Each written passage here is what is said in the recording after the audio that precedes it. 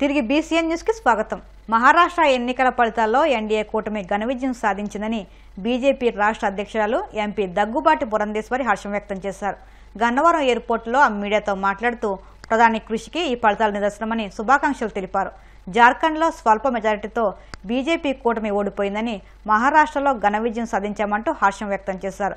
విభజించు పాలించు, కులగణన చేసి పాలించు అనే కాంగ్రెస్ ఇండియా కూటమి పార్టీ నినాదానికి ప్రజలు స్వస్తి పలికారని అన్నారు. ఎన్డీఏ కూటమితోనే దేశాభివృద్ధి సాధ్యమని, అలాగే సురక్షితంగా ఉంటుందని అభిప్రాయపడ్డారు. ఎన్డీఏ కూటమి విజయానికి వేసిన ఓట్లు కాదని, మహారాష్ట్ర అభివృద్ధికి ప్రజలు వేసిన ఓట్లు అంటూ హర్షం వ్యక్తం చేశారు. అద్భుతమైనటువంటి విజయాన్ని ఎన్డీఏ కూటమి భారతీయ జనతా పార్టీ నాయకత్వంలో హస్తగతం చేసుకోవడం జరిగింది. ఒకంత జార్ఖండ్ నిరాశపరిచిన, ఎందుకంటే అక్కడ కూడా బాగా చేస్తామని అనుకున్నప్పటికీ కూడా ఒకంత ఎందుకు ఈ రకమైనటువంటి రిజల్ట్ వచ్చింది అనేటువంటి విషయాన్ని ఒకసారి ఖచ్చితంగా పార్టీ సమీక్షించుకుంటుంది. అక్కడ ఏమన్నా కరెక్టివ్ మెజర్స్ తీసుకోవాలంటే ఖచ్చితంగా పార్టీ తీసుకునేటువంటి అవకాశం ఉంటుంది. కానీ మహారాష్ట్రలో ప్రతి ఒక్కరూ కూడా ఖచ్చితంగా భారతీయ జనతా పార్టీ నాయకత్వంలో ఉన్న ఎన్డీఏ కూటమి ఘోరాతి ఘోరంగా ఓడిపోతుంది అని చెప్పినా ఇవాళ అప్పుడున్నటువంటి ప్రజలు అనూహ్యంగా భారతీయ జనతా పార్టీ కూటమిని, అంటే ఎన్డీఏ కూటమిని వారు ఆశీర్వదించడం జరిగింది. ఒక రకంగా చెప్పాలంటే విభజించి పాలించు అనేటువంటి ఆలోచనతో ఏదైతే ఇండి కూటమి ప్రజల వద్దకు వెళ్ళిందో, ఒక చేతిలో రాజ్యాంగాన్ని పట్టుకుని రెండో వైపున ఖచ్చితంగా కుల గణన జరగాలి అనేటువంటి ఒక విభజించి పాలించు అనేటువంటి భావనతోటి ఏదైతే ఇండి కూటమి ప్రజల వద్దకు వెళ్ళిందో దాన్ని ప్రజలు తిరస్కరించినటువంటి విషయాన్ని మనం అందరం కూడా ఇక్కడ గమనించాలి. హమ్ ఏక్ హై తో సేఫ్ హై అనేటువంటి నినాదం ఏదైతే ఎన్డీఏ కూటమి ఇచ్చిందో దాన్ని ఎన్డీఏ కూటమి వాళ్ళు అపహాస్యం కూడా చేయడం జరిగింది. కానీ ఇవాళ ప్రజలు ఖచ్చితంగా నరేంద్ర మోడీ గారి నాయకత్వంలో దేశం ముందుకు వెళ్ళినట్లయితే దేశం అభివృద్ధి పదంలో నడవడం మాత్రమే కాకుండా సురక్షితంగా కూడా ఉంటుంది అనేటువంటి భావనతోటి అక్కడ ఉన్నటువంటి ప్రజలు ఎన్డీఏ కూటమికి ఓటు వేసి ఆశీర్వదించారు. అదే విధంగా ఇవాళ అందినటువంటి విజయం ఏదైతే ఉందో మహారాష్ట్రలో, అది కేవలం ఎన్డీఏ కూటమికి వేసినటువంటి ఓటు కాదు, ఇది మహారాష్ట్ర అభివృద్ధికి అక్కడ ఉన్నటువంటి ప్రజలు వేసినటువంటి ఓటుగా మనం గమనించాలి. ప్రజలందరికీ కూడా, మహారాష్ట్రలో ఉన్నటువంటి ప్రజలందరికీ, జార్ఖండ్ లో ఉన్నటువంటి వారికి కూడా, ఎవరైతే ఎన్డీఏ కూటమికి ఓటు వేశారో వారందరికీ కూడా ధన్యవాదాలు తెలియజేస్తూ, వారు కేవలం విజయాన్ని కాదు బాధ్యతను అప్పగించారనేటువంటి విషయాన్ని గుర్తించి తగు విధంగా మంచి పాలన ఇప్పటి వరకు షిండే గారి నాయకత్వంలో ఏ విధంగా అందిస్తూ వచ్చారు, అదే విధంగా మంచి సుపరిపాలన మహారాష్ట్ర రాష్ట్రానికి అందించడానికి ఎన్డీఏ కూటమి కృషి చేస్తుంది. విశాఖకు ఈ నెల 29న వస్తున్న ప్రధాని మోదీ విశాఖ స్టీల్ ప్లాంట్ అమ్మకాన్ని విరమించుకుంటున్నట్లు స్పష్టమైన ప్రకటన చేయాలని అఖిలపక్ష రాజకీయ పార్టీల రౌండ్ టేబుల్ సమావేశం డిమాండ్ చేసింది. విశాఖ స్టీల్ ప్లాంట్ను అమ్మకానికి పెట్టడాన్ని వ్యతిరేకిస్తూ విశాఖ పౌర గ్రంథాలయంలో విశాఖ ఉక్కు పరిరక్షణ పోరాట కమిటీ ఆధ్వర్యంలో రౌండ్ టేబుల్ సమావేశం నిర్వహించారు. ఈ సమావేశంలో వైసీపీ జిల్లా అధ్యక్షులు మాజీ మంత్రి గుడివాడ అమర్నాథ్ మాట్లాడుతూ, తమ ప్రభుత్వం అధికారంలో ఉన్న సమయంలో అసెంబ్లీలో తీర్మానించి కేంద్రానికి పంపామని, ఢిల్లీలో ఎంపీలందరికీ వినతిపత్రాలు ఇచ్చి ప్లాంట్ ప్రైవేటీకరణ కాకుండా చూశామన్నారు. కర్మాగారానికి సొంత గనులు కేటాయించి ప్రభుత్వ రంగంలోనే కొనసాగించాలన్నది కార్మికుల, రాష్ట్ర ప్రజల ఆకాంక్ష అని ఆయన స్పష్టం చేశారు. విశాఖపట్నం ఇచ్చేస్తున్నటువంటి ప్రధానమంత్రి నరేంద్ర మోడీ గారి పర్యటనలో భాగంగా ప్రైవేటీకరణకి వ్యతిరేకంగా వారు ప్రకటన చేయాలి, ఇది ప్రభుత్వ రంగ సంస్థగా కొనసాగించాలి లేదా శైలిలో విలీనం చేయాలి అనేటువంటి ఒక నినాదాన్ని వారు తీసుకొని వారు ప్రకటించాలి ప్రభుత్వం తరఫున అనేటువంటిది ఉద్దేశంతో దానికి ఒక కార్యాచరణ రూపొందించి 28 నుంచి 29వ తారీఖు వరకు, అంటే 36 గంటల పాటు నిరాహార దీక్ష చేయాలని చెప్పి కూడా పోరాట కమిటీ నిర్ణయం తీసుకోవడం, 24వ తారీఖు ఉదయం 9 గంటలకి గాజువాకలో కూడా ఒక పెద్ద ఎత్తున ర్యాలీని కూడా నిర్వహించాలని చెప్పి పోరాట కమిటీ నిర్ణయం తీసుకొని ప్రకటించడం జరిగింది. వచ్చినటువంటి రాజకీయ పార్టీలు కానీ లేదా అందరూ కూడా దానికి సంబంధించి పూర్తి స్థాయి, ముఖ్యంగా వైఎస్ఆర్ కాంగ్రెస్ పార్టీ పూర్తి స్థాయి మద్దతుని పోరాట కమిటీకి అందిస్తూ ప్రైవేటీకరణకు వ్యతిరేకంగా పూర్తిగా వారు చేసేటువంటి పోరాటంలో అండగా నిలబడతామనేటువంటి విషయాన్ని కూడా వారు చెప్పడం జరిగింది. ఇప్పుడు ఉన్నటువంటి కూటమి ప్రభుత్వం గతంలో వైఎస్ఆర్ కాంగ్రెస్ పార్టీ అధికారంలో ఉన్నప్పుడు పూర్తిగా స్టీల్ ప్లాంట్ ప్రైవేటీకరణ అంతా కూడా వైఎస్ఆర్ కాంగ్రెస్ పార్టీ చేస్తున్నట్టుగా, వైఎస్ఆర్ కాంగ్రెస్ పార్టీ వల్లే ప్రైవేటీకరణ జరుగుతుందని చెప్పి ఒక ప్రచారాన్ని అప్పుడు విజయవంతంగా వారు చేయడం, ఎన్నికల్లో దానివల్ల వాళ్ళు లబ్ధి పొందడం, అధికారంలోకి రావడం.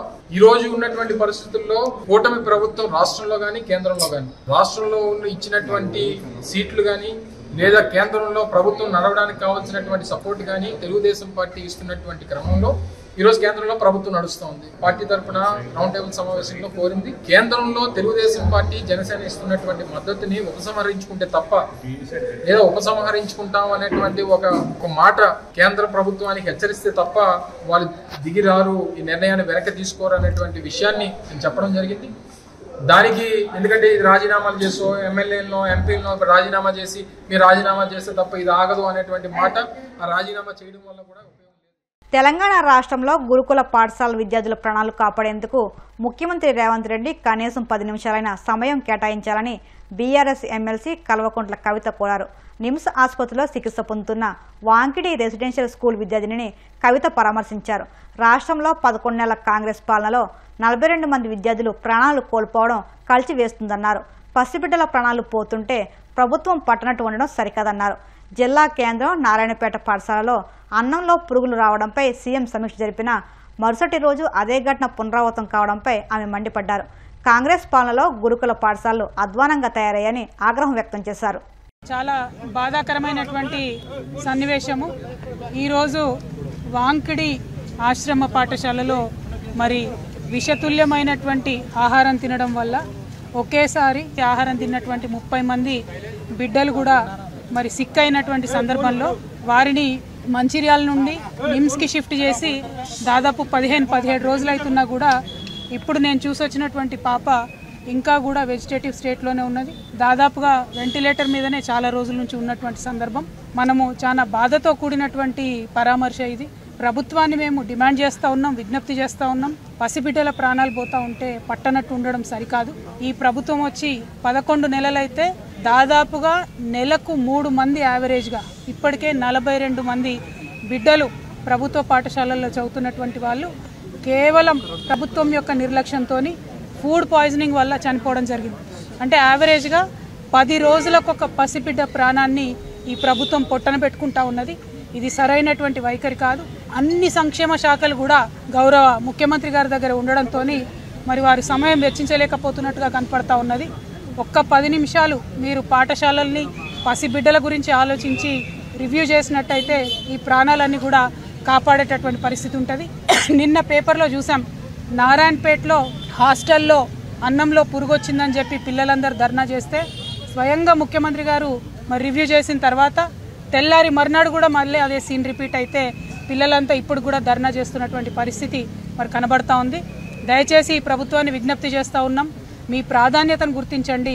బిడ్డల ప్రాణాలు ప్రాధాన్యమైనటువంటి అంశంగా మీరు స్వీకరించి తక్షణమే చర్యలు చేపట్టవలసిందిగా నేను డిమాండ్ చేస్తూ ఉన్నాను. ఆదిలాబాద్ టు ఆలంపూర్ మీరు ఏ ఒక్క పాఠశాల చూసినా, ప్రభుత్వ గురుకుల కావచ్చు, ఆశ్రమ పాఠశాల కావచ్చు, ఏది చూసినా కూడా ప్రతి పాఠశాలలో ఏదో ఒక ఇన్సిడెంట్ జరిగింది. ఈ 42 మంది పిల్లలు 11 నెలల్లో చచ్చిపోయింది. అన్ని జిల్లాల నుండి ఉన్నారు. కాబట్టి ఓవరాల్గా ఈ పాఠశాల వ్యవస్థనంతా కూడా మరి ధ్వంసమైనటువంటి పరిస్థితి కనబడతా ఉంది. కాబట్టి దాని మీద ఫోకస్ చేయవలసిందిగా మేము ప్రభుత్వాన్ని డిమాండ్ చేస్తూ ఉన్నాం. ఈ అంశాన్ని సీరియస్గా తీసుకొని గౌరవ ముఖ్యమంత్రి గారు ఇంటర్ఫియర్ అయ్యి తక్షణమే ఈ పరిస్థితిని చక్కబెట్టాలని చెప్పి ప్రభుత్వాన్ని డిమాండ్ చేస్తూ ఉన్నాం. అట్లానే ఇప్పటి వరకు ప్రాణాలు కోల్పోయినటువంటి ఆ 42 మంది కుటుంబాలకు కూడా ఎక్స్గ్రేషియా కింద 10 లక్షల రూపాయలు ఇవ్వాలని కూడా మేము డిమాండ్ చేస్తూ ఉన్నాం. వార్తలు ముగించే ముందు ముఖ్యాంశాలు మరొక్కసారి. ఏకకాలంలో విశాఖలోని హోటళ్లు, లాడ్జీలపై పోలీసులు దాడి. ప్రభుత్వ నిబంధనలు పాటించకపోతే చర్యలు తప్పవంటూ సిపి హెచ్చరిక.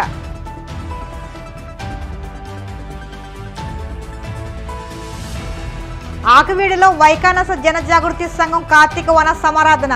కుటుంబ సమేతంగా హాజరైన వైకానస అర్చకులు.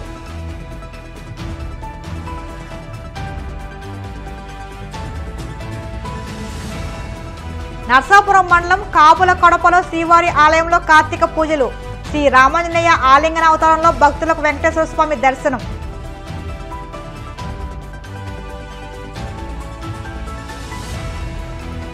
గురుకుల పాఠశాలలపై దృష్టి పెట్టండి. తెలంగాణ సీఎం రేవంత్ రెడ్డికి హితవు పలికిన బీఆర్ఎస్ ఎమ్మెల్సీ కల్వకుంట్ల కవిత.